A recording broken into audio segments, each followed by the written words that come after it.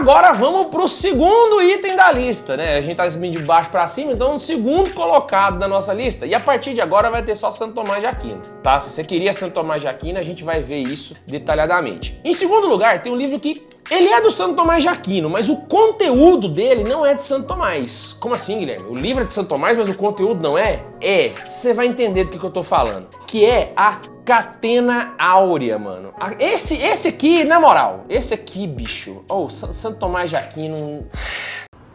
Inteligência pura. Depois o povo ama ele, não sabe por quê, né, cara? O que Santo Tomás de Aquino teve de ideia? Ele era meio megalomaníaco, né, cara? Então, olha só qual é a ideia. Ele pegou e falou, e se eu pegasse a Bíblia, e aí suponha, tem lá Gênesis capítulo 3, versículo 2. Então, e se eu pegasse tudo que os padres da igreja já falaram sobre esse versículo e organizasse? Então, colocasse lá, Gênesis capítulo 3, versículo 2. Aí tá, o padre tal falou isso, o padre tal falou aquilo. E eu fizesse da Bíblia inteira. Eu sei, Santo Tomás de Aquino, ele não é dessa terra. Ele é um alienígena. Qual a sua mensagem para a Terra, Bilu? Apenas que você conhecimento. Ele é sério, Deus mandou ele fora do eixo, ele tá assim no nível 20 de qualquer tipo de loucura e insanidade. Ele fez isso, ele pegou a Bíblia inteira e organizou os comentários dos padres da igreja, versículo por versículo. É isso que você tá vendo. Então, por exemplo, aqui eu tenho, em português, nós temos somente os evangelhos, que é exatamente o que eu tenho aqui na minha mão, né? Os 4 evangelhos comentados pelos padres da igreja. E o que Santo Tomás de Aquino fez? Ele pegou esses versículos e foi comentando, deixa eu mostrar pra vocês como é que funciona. Aqui no caso eu tô com o evangelho de Mateus na minha mão. Então se eu pegar aqui, por exemplo, Mateus capítulo 11, versículos de 36 e 37, ele vai deixar aqui qual é o versículo. E embaixo ele vai colocar todas as referências dos padres da igreja. Então o que São João Crisóstomo falou, o que São Jerônimo falou, o que São Gregório Magno disse, o que o Remígio de Auxerre falou e etc. E ele vai falar onde é que tá cada referência desses comentários desses 2 versículos. Ele fez isso na Idade Média, sem computador. Pra que eu vou pegar na internet se isso daqui funciona mais? Eu não consigo entender São Tomás. Não consigo entender.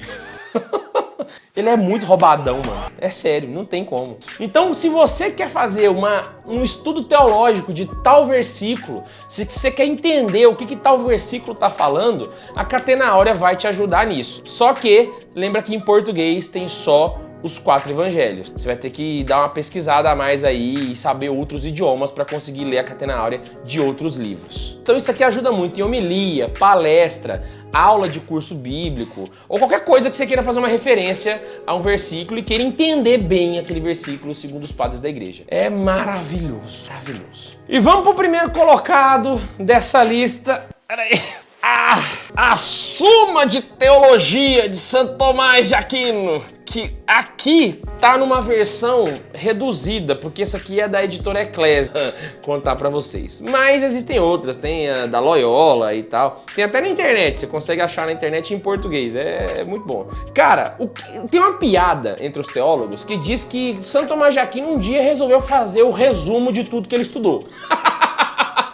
Aí saiu a Suma de Teologia, que é esse catolhão. Mano, eles são vários livros, ele tem a primeira parte, a segunda parte da primeira parte, a segunda parte da segunda parte, a terceira parte da segunda parte. Vira uma petequeira, o pessoal é loucura do verão. Mas ele fala basicamente sobre tudo.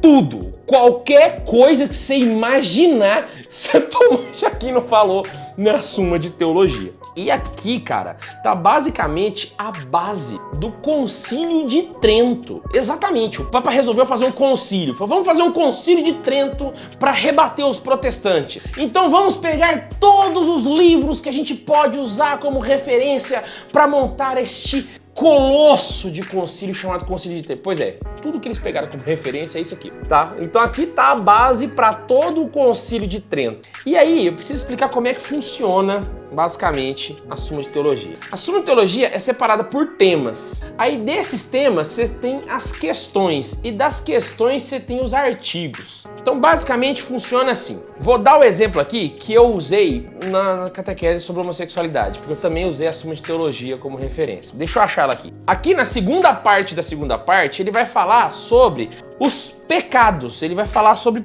pecados propriamente dito. E aí na questão 153, ele vai falar do vício da luxúria. Vício da luxúria. E aí, no vício da luxúria, você tem as questões. Se a matéria da luxúria são apenas concupiscências dos prazeres venéreos, aí tem o artigo 2, se algum ato venéreo pode praticar-se sem pecado. 3, se a luxúria relativa aos atos venéreos pode ser pecado. Se a luxúria é um vício capital. Se consideram conveniente como nascidos da luxúria, a cegueira do espírito. Então ele vai pegar várias questões sobre a luxúria, certo? E aí cada artigo, ele basicamente faz uma pergunta.